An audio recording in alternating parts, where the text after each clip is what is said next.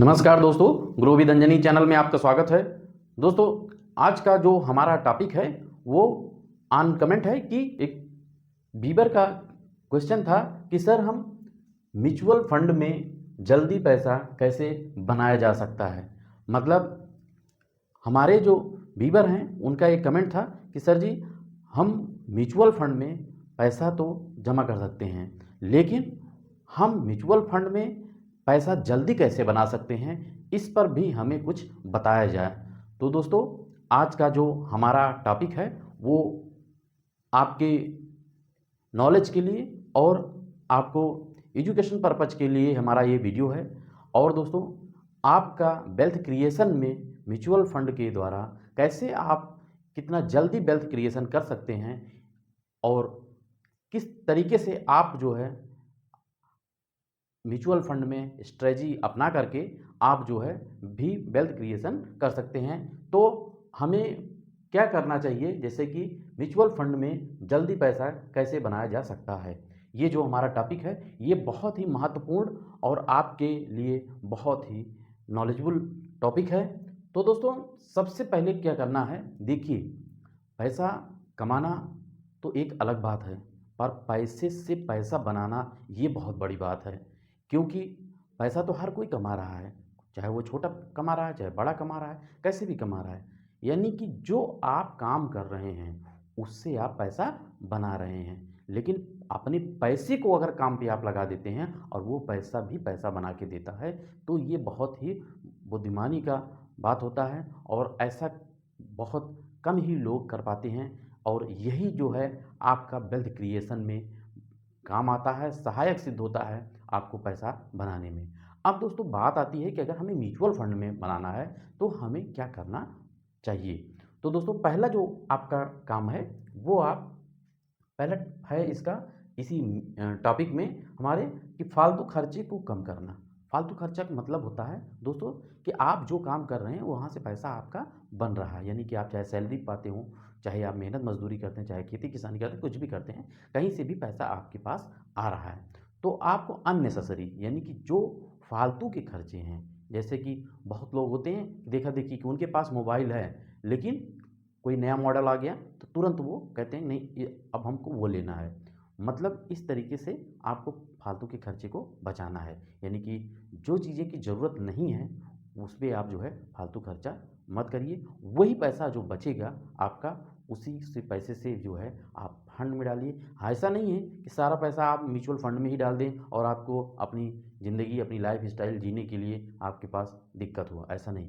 आप ज़िंदगी जीते हुए भी जो है आप म्यूचुअल फंड में पैसा बना सकते हैं, यानी कि आपको लाइफ स्टाइल जो भी है आपकी, आप ज़िंदगी जीते हुए, ऐसा नहीं कि ज़िंदगी को काट करके, ऐसा नहीं, ज़िंदगी जीते हुए आप जो भी पैसे आप बचा सकते हैं वो बचाइए। यानी कि जो आपके पास कुछ एक्स्ट्रा फालतू खर्चे होते हैं देखा देखी में, वो नहीं करना है कि आपके पास गाड़ी है तो फिर पता चले कि नहीं ये गाड़ी का मॉडल ओल्ड हो गया, फिर दूसरी गाड़ी ले लिया आपने, तो मतलब देखा देखी नहीं करना है कहने का मतलब। तो इससे जो है आप फालतू खर्चे से बचेंगे। तो फालतू खर्चे नहीं करना है, नंबर एक बात। वो जो पैसा बचेगा वो भी आपका म्यूचुअल फंड में जाएगा। दूसरा है कि आपका कि क्रेडिट कार्ड लोन ईएमआई से बचना है, यानी कि आपको बिना ज़रूरत के बिना काम के आपको लोन नहीं लेना है। यानी कि जो काम आपको करना है वो आपका म्यूचुअल फंड में या जो भी आपके पास अपने पैसे हैं, जो पैसा आपने बचा के रखा है उससे आप कम करिए, लेकिन आपको क्रेडिट कार्ड लोन ईएमआई से बचना है। कारण क्या है कि इन सब चीज़ों में आपका इंटरेस्ट यानी कि आपका एक्स्ट्रा पैसा आपका लॉस होता है। यानी कि जो चीज़ें 10 रुपए का होता है, इन केस वो आपका लोन ईएमआई और क्रेडिट कार्ड पे वो जो है बढ़ जाता है, यानी कि आपको उस पर इंटरेस्ट भी पे करना होता है। इस कारण से आप जो है इसी मकड़ जाल में ईएमआई के और लोन के क्रेडिट कार्ड के मकड़ जाल में फंस जाएंगे, तो फिर आपका लंबा टाइम खींच जाएगा और आप उसी मकड़ जाल में फंसे कभी भी वेल्थ क्रिएशन नहीं कर पाएंगे। इसलिए कि अगर ना ज़रूरी हो तो आप क्रेडिट कार्ड लोन ईएमआई से बचें। इससे जब बचेंगे तो आपका वेल्थ क्रिएशन में हो आपके में। अब यहाँ आप जो इंटरेस्ट दे रहे हैं वही आप पैसा म्यूचुअल फंड में डाल दीजिए। जब आपका पैसा बन जाए तब आप वहाँ से फिर वो चीज़ खरीदारी कर सकते हैं, यानी कि लोन नहीं लेना है। लोन लेंगे तब आप उसी लोन के जाल में फंस जाएंगे, फिर जो है आपको वेल्थ क्रिएशन में और भी लंबा टाइम लगेगा। ऐसा नहीं कि बनेगा नहीं, म्यूचुअल फंड में पैसा बनेगा, लेकिन फिर वो और थोड़ा लंबा खिंच जाएगा, इसलिए कह रहे हैं। तो कोशिश ये करना है कि हमें लोन और ईएमआई से और क्रेडिट कार्ड से हमें बचना है। तो दोस्तों ये हो गया दोनों। अब तीसरा बात आता है कि गिरावट पर टॉपअप करना, ये जो बहुत मेन इंपॉर्टेंट है।